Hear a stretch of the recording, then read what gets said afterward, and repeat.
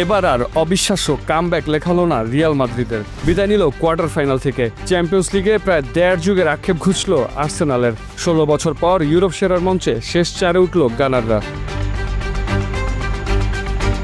প্রথম লেগ ৩-০ জিতে স্বস্তি নিয়েই সান্তিয়াগো বার্নাব্যুতে নামে আর্সেনাল। তবে কিছুটা ভীতিও কাজ করছিল গানারদের। এই মাঠে যে পাহাড় ডিঙিয়ে সফলতা পাওয়ার রেকর্ড আছে রিয়ালের। নতুন রূপকথার জন্ম দিতে রিয়াল বেশিরভাগ সময় যে মঞ্চ হিসেবে বেছে নেয় নিজেদের দেরাস সান্তিয়াগো বার্নাব্যুকে। তবে ছাদ বন্ধ সান্তিয়াগো বার্নাব্যুতে সব বন্দোবস্ত থাকলেও এবার লেখা হলো না নতুন কোনো রিয়াল রূপকথা। ম্যাচের ১৩ মিনিটে পেনাল্টি আদায় করে নেয় আর্সেনাল। তবে বুকায়ো সাকার পানেনকা আটকে দলকে লড়াইয়ে রাখেন রিয়াল গোলরক্ষক থিবো কোর্তোয়া। সময় গড়ানোর সঙ্গে সঙ্গে রিয়ালের আক্রমণ ভাগে বোঝাপড়ার ঘাটতি আরও স্পষ্ট হতে থাকে। আর্সেনালও রক্ষণ ভাগকে বানিয়ে ফেলল দুর্গ। সব মিলিয়ে পুরো প্রথমার্ধে গোলের জন্য ৬ শট নিলেও একটিও অন টার্গেটে রাখতে পারেনি শিরোপাধারী রিয়াল মাদ্রিদ।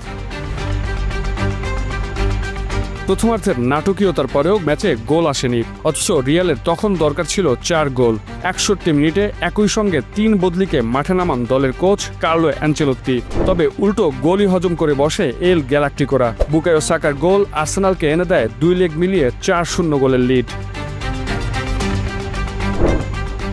২ মিনিটের মধ্যে অবশ্য সে গোলটি শোধ দেয় রিয়াল।